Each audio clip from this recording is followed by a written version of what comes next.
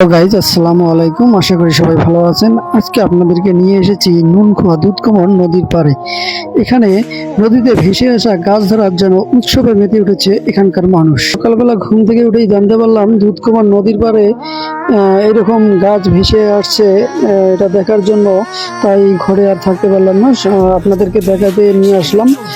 দেখেন এখানে দেখেন কত শত শত লক্ষ হাজার হাজার গাছ ভেসে আসা মানুষ নদী থেকে গাছগুলো পাড়ে নিয়ে এসে রেখেছে।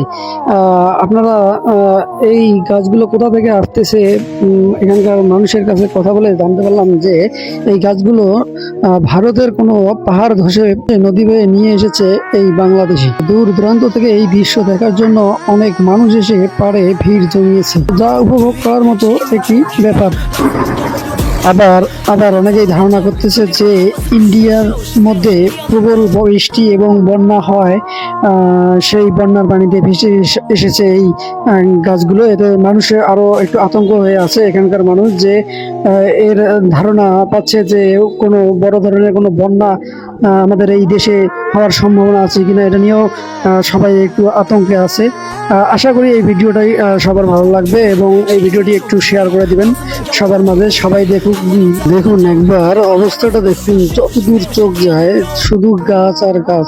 দুই নদীর ধারে শুধু গাছ আর গাছ ছাড়া কিছুই দেখা যাচ্ছে না। ভিডিওটি সকলকে শেয়ার করে দেওয়ার সুযোগ করে দেন, ছড়িয়ে দেন। বাংলাদেশের মানুষ এখন একটু আতঙ্কে আছে, বিশাল বন্যা হওয়ার সম্ভাবনা দেখা যাচ্ছে। আশা করি সবাই ভালো থাকবেন, সুস্থ থাকবেন। ধন্যবাদ। আবারও দেখা হবে অন্য কোনো এক ভিডিওতে।